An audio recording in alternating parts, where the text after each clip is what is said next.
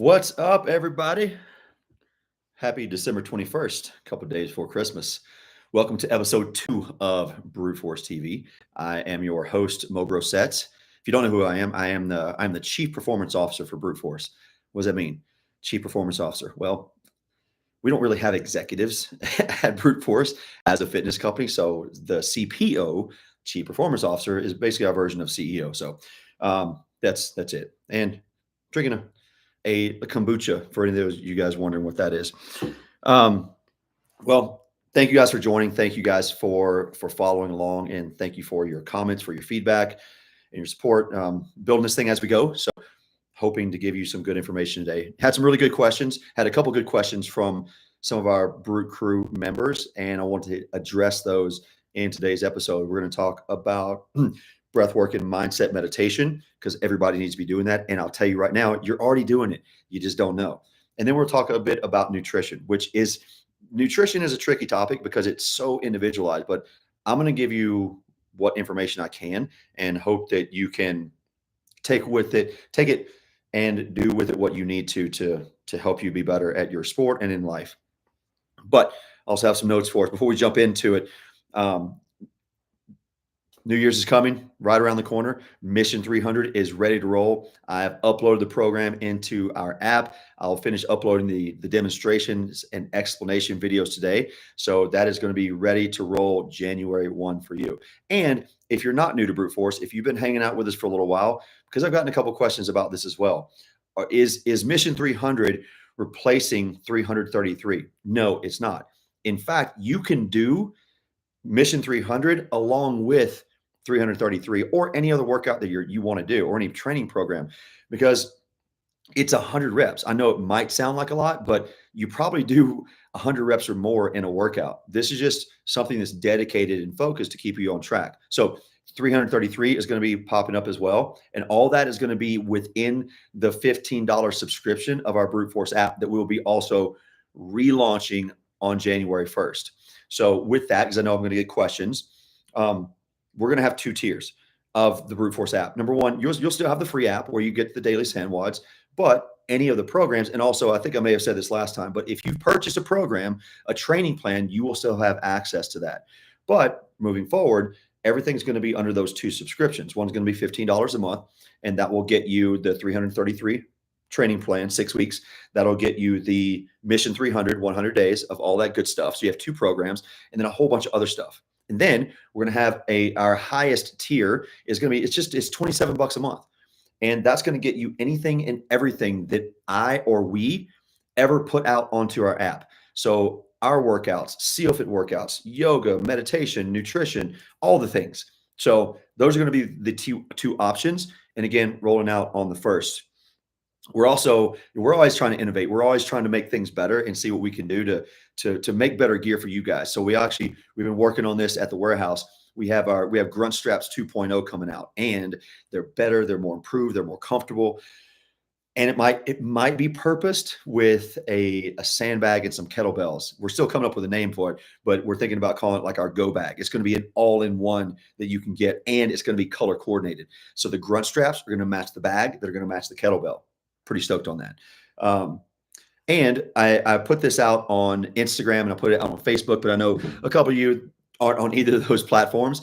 We are going to be launching a limited time only sandbag.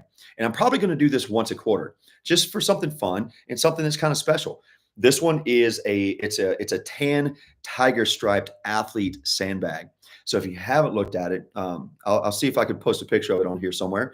But or somehow, but that's what we're going to do. What I'm going to do, I'm going to do a pre-sale on these things. I'm going to make 100 of these tan tiger stripe sandbags, athlete size. And once they're gone, they're gone. They won't come back. So it's cool. It'll be a limited time only that I'll make some certain colors, some certain things and stuff like that. So pretty stoked on that. All right. Now let's get into the meat and potatoes of today. So I want to pull up the 2 questions that I have for you guys and just get through that. First question is from someone in our Facebook group, Tom. And great question, man. He asks, what are the types and styles of meditation and breathing, and what, if anything, could / focus on while engaged in breathing practices? And then there's a follow-up, which I'll get to in a second. Is there a progression beginners, a is there a progression beginners to meditation to follow to gain confidence and comfort to help ensure slash build continuity of practice? Great question. So here's what I'll tell you. Number one, to answer the first part of this question, how about types and styles of meditation and breathing? And what should you be focused on while engaging in breathing? Well, listen, the beautiful part about breath is that you're already doing it and you don't have to change anything else in your environment externally or your situation to breathe. All you have to do is just be aware of it. And just for those of you that don't know me, my background is a lot, but what I've focused on for the last 7.5 years before I came to Brute Force was working with injured athletes, so veterans and civilians with amputations, spinal cord injuries, neurological pathologies, and normal people as well. But my role was teaching them breath work, mindset, meditation, reframing language and self-talk, and helping with trauma release. So the key to all of this, and I'm a speaker and I speak and I teach about the power and the need for utilizing breath work in recovery, stress management, resilience, all the things, performance. And what I always tell people when I speak and I talk about breath is the very first thing you ever did in life is take a deep breath. The very last thing you will ever do before you leave this life is take a deep breath. We just need to mind the gap in the middle. So it's just about becoming aware. Number one, Tom, be aware of your breath. Notice that let me see if I scroll this down. If when you take a deep breath in, watch this, hand, chest, hand, belly. If you breathe all your air out and you take a deep breath in through your nose, if your chest is rising and your belly hand is staying still, you're doing it wrong. This, no matter how slow I try to make it, is still breathing in the upper part of my chest and lungs. And that's more of a sympathetic fight or flight nervous system state. This is panic versus here when I breathe in, I let my hand extend, my belly extend, and my ribs expand. So the inhale should be, watch this hand when I breathe in. You see right at the very top, my chest will rise a little bit. And then when I breathe out, either through the mouth or the nose, my belly goes in towards my spine. Now, if you've not done that on a regular basis and you're not accustomed to it, understand that you have to retrain your diaphragm and your body how to breathe correctly. You're literally retraining yourself how to walk pretty much. Okay. So give yourself some patience with this. One of the best things to do, again, I'll toggle this down a little bit, is when I'm doing a breath practice, how I teach people, one hand on the belly, one hand on the chest. You don't need to see my face for this. And when I breathe, what I start with is I'll take a long exhale. And as I breathe out, I purposely pull my abs in towards my spine as much as I can. So then when I breathe in through my nose, just naturally, this is going to come out. So when I breathe in through my nose, watch this hand.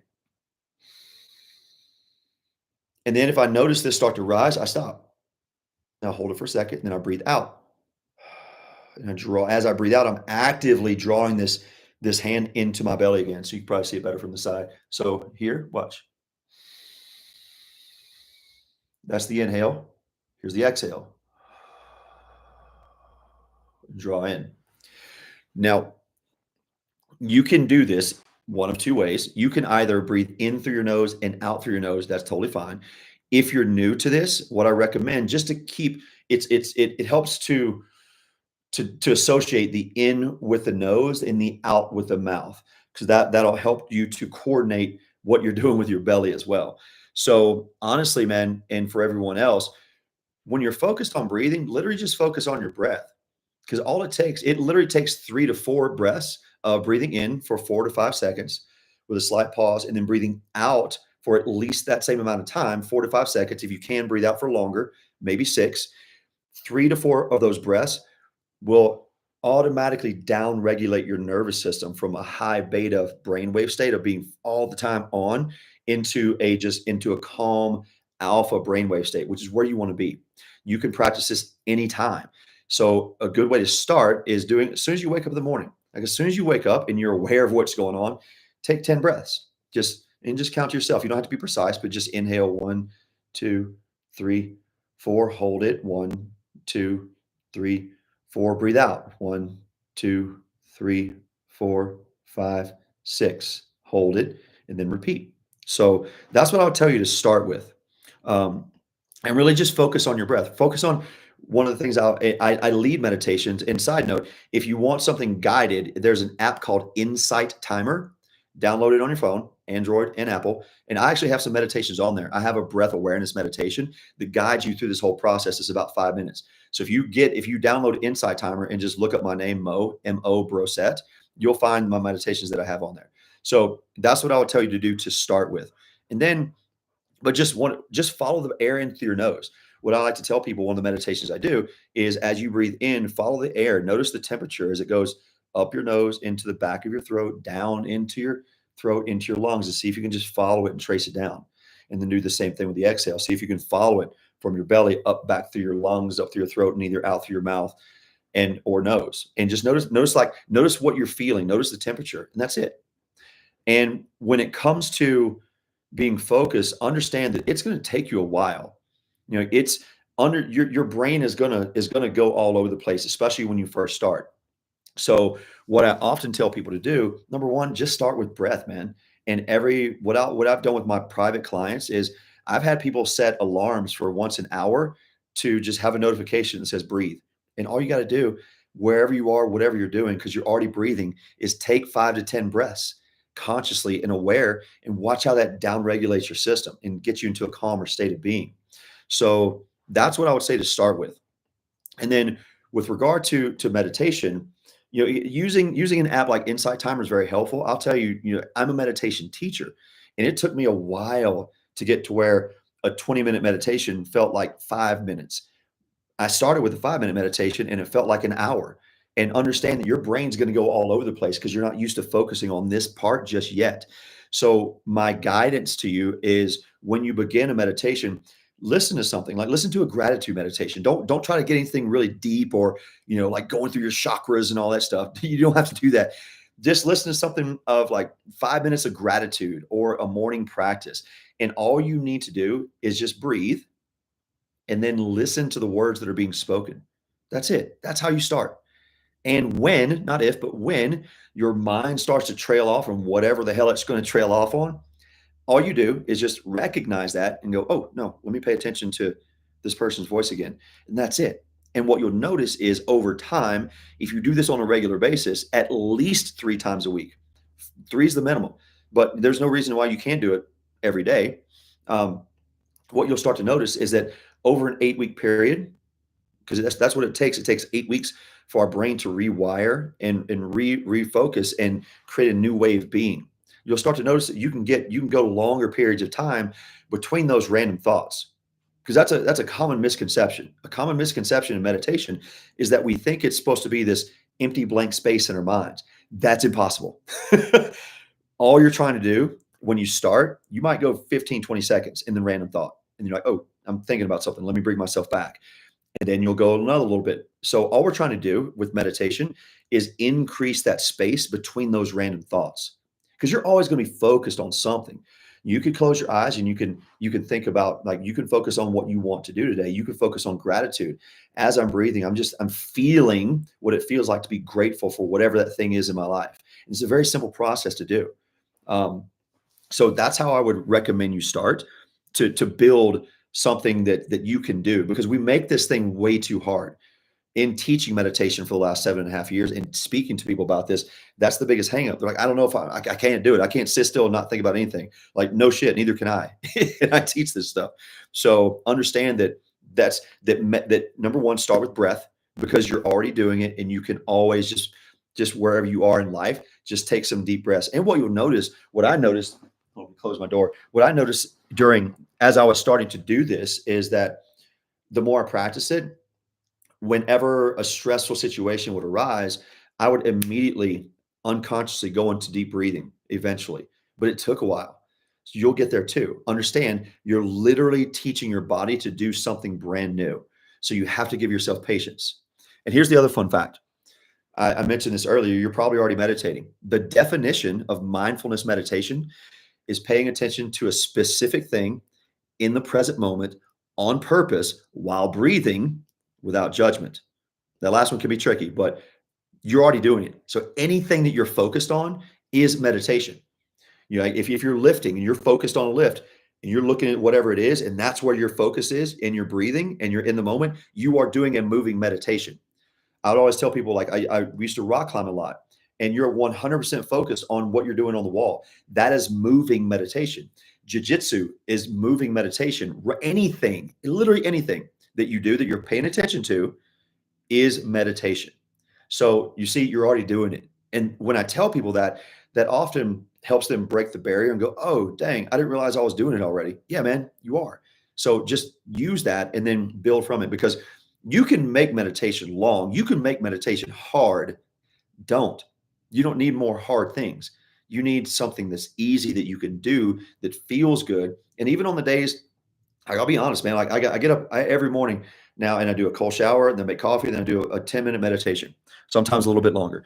And today I was like, man, I'm just tired. I'm not really feeling it. I didn't sleep too well last night, I don't guess. But I'm like, no, you're good.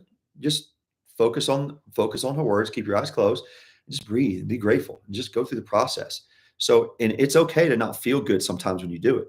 But that's what I would tell you to do, man, is just allow yourself to be a beginner and allow yourself the grace and the space to learn and grow as you go through this.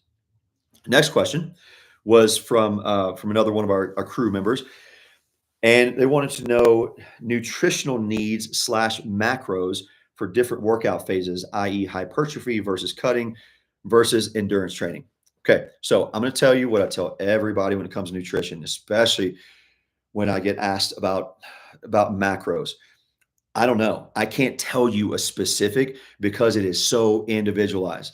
I have practiced and studied nutrition for 2 decades now, and every human being's needs are totally different based on a myriad of factors. So what I'm going to do, what I'm going to offer you is just a little bit of guidance. But again, if you want specifics, you're going to need to talk to somebody, because it depends on your genetics, your heredity, your lifestyle outside of your training, your stress levels, your sleep, all of those things. All of that stuff is going to have an impact on what you need to be eating. But in general and as a whole, it's number one, calories aren't just calories.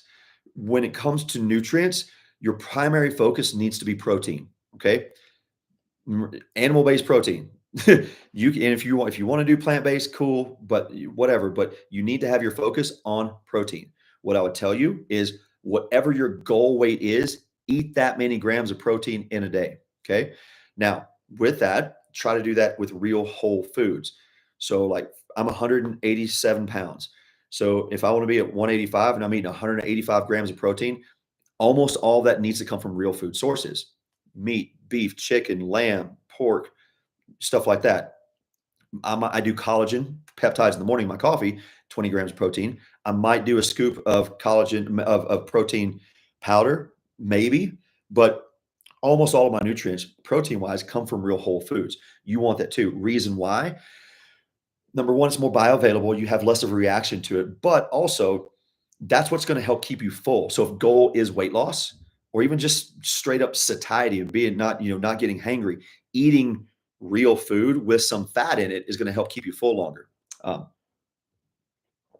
so that's number one. But so fueling around workout phases, if you're going for hypertrophy, you're going to need more carbs. You're going to need more simple sugars around those workouts to help with the energy production that you need for those heavier sets.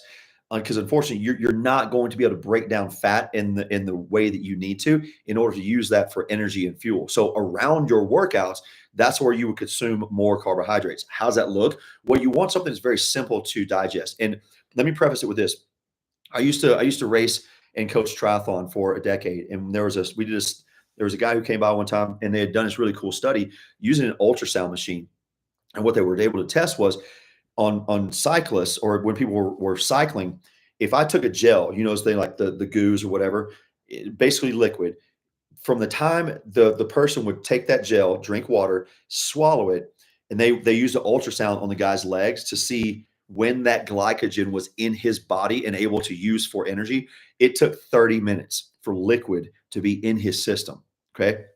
So now there is a thing where there's been studies as well where it's the same thing with cramps. Like if I take sugar like Gatorade and put it in my mouth and swish it around, my body thinks I'm getting sugar. So it's going to release, it's going to increase insulin response. And it's going to be same as doing that. But, that's a different topic.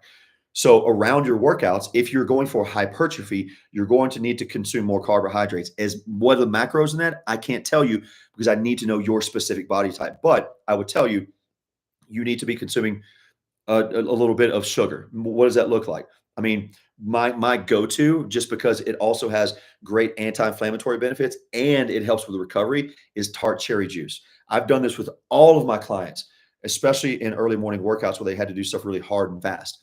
So what I would tell people to do is I take either amino acids or collagen peptides, because that's protein broken down in its rawest form and it's very easily to digest and available for your body.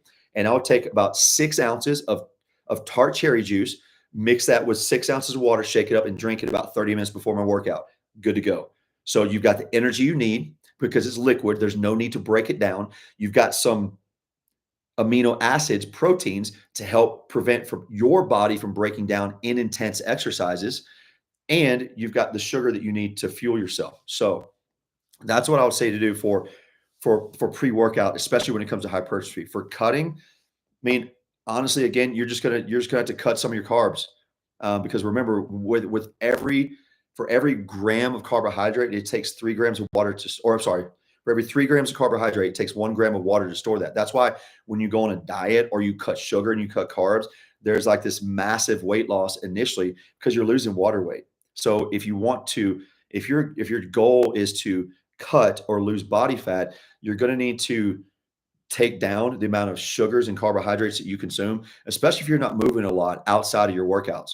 Because that's the thing, like, we think we need all this energy, but if we give our body a chance to use fat for fuel, man, you're good to go forever. Now you can literally, they've tested, not tested, but the theory is you've got enough fat in your body. Like if you look at elite marathon runners, as lean as those guys are, they'll say that you've got, those guys and girls have enough body fat to run 4 Ironman triathlons back to back to back on water and salt alone, if their bodies could capitalize on using fat for fuel. But we need it. Like, we need to have that source. Same thing with endurance training. What I would tell you to do, and this is just in general for longevity as a whole, and then you support your workout, is, I'm not saying eliminate, but cut back on a lot of the sugars. Like men, 30 grams of sugar for the total in the day. And it doesn't matter what kind of sugar it is. Well, I'm getting it from fruit, so that still counts. Okay. 30 grams. Women, 25 grams. Cut it from there. Okay. If you need support around a hard workout, then you can have a little bit more. But that's the general recommendation. But if you can teach your body to utilize fat for fuel more readily, you will find that you actually don't need that many carbohydrates when you're training. And I'm not saying go into ketosis. You don't need to do that, but you can go more higher protein, a little bit of fat and carbs, or you can go the other way. You can go higher fat, moderate protein, low carb. And around your training, that's when you fuel with the simple sugars and carbs. But again, that's going to be up to you. And I'll tell you this, just because from what I've experienced and clients that I've worked with in the past, when you start to eliminate carbs and your body isn't really fat efficient, you tend to wake up in the middle of the night, usually around 1:30, because your body, your brain is used to fueling itself off carbohydrates and sugar, which you'll hear some people say, some dietitians and nutritionists, like, that's your primary source of fuel. That's because that's what you feed it. But if you cut that out, if you eliminate, or not eliminate, but if you greatly reduce the amount of like potatoes, rice, bread, and stuff like that. And listen, I'm not saying don't eat those things, but if you replace that with good fats, high protein, vegetables, fibrous vegetables, that will give your body the fuel you need to run through the course of your day. Then your brain will actually start to optimize itself on working more with fat than it does with carbohydrates and sugar. So I know that's not talking about the answering specifically the question around the cutting phases, but you have to understand that you need to look at your nutrition as a whole and holistically, and then look at how you're going to support your workouts around it. It's like, for me, for example, normally when I wake up, and I've trained my body to do this, I wake up and I drink coffee. What's in my coffee? I do 1 scoop of Laird coconut creamer. I do a serving of collagen peptides. I'll do just a little bit of oat milk, just a little dash because I like it, tastes good. I'll do like a half teaspoon of date syrup just because it tastes good. and then I'll go train about an hour later. And I work out hard. I mean, I'm training really, really hard and I'm good to go. Or I've also found that I can do that exact same thing. It's about 200 calories. And I can go on a 10-mile ruck and I'm good. Now, am I hungry when I'm done? Yes. But I fuel well and I'm good to go with that stuff. So for endurance, you want to allow yourself to the ability to burn fat for fuel because you're working, operating at a lower heart rate. So working with hypertrophy, when you're working with intense quick, you're gonna need something more. So like when if it, or depending on how I feel, I might do that coffee, then I'll eat a banana or some fruit, and then I'll go train based on just what my body's feeling like. So you have to understand how your system works. And I know that's like a long-winded way around, and I'm not giving you a specific answer, but again, I can't because I don't know your system. But overall, if you teach your body to be more fat adapted, to use fat for fuel, and then when you add in those simple sugars, the fruit juice, the tartary juice, hell, orange juice, apple juice, some grapes, something very easily digestible, about 45 minutes before you go train, watch what happens. It acts like rocket fuel. Like then you're like, oh dang, I got a lot of energy. So that's what I would tell you to do. And you just have to play with those macros when it comes to your specific needs. So that's it. That's what I got for you guys today. Just some mindset and some nutrition. So if you like this, please also please subscribe if you aren't already, and please share this with anybody you think might have some value of it. And listen, for those of you guys that are on YouTube and you're not on any of the other platforms, again, I'll be doing this weekly. So if you have any questions at all, any topics you want me to cover, please feel free to, if you want to leave them in the comments of this episode, feel free to, or if you'd rather stay anonymous or you just don't want to put out into the world, you can shoot me an email. My email address is mo at bruteforcetraining.com. I'll be happy to answer your question on the following show. And again, I'll keep it anonymous if you want me to. So thank you guys for watching. Thank you for your support. Remember again, the new app is launching on January 1st, 2 subscription levels. You have a bunch of programs coming out with all those things. Really excited about it. New bags coming out, limited order bags coming out, a lot of stuff happening. So please like, subscribe, share it, and I'll see you next week on another episode of Brute Force TV. You guys go stay safe and stay ready.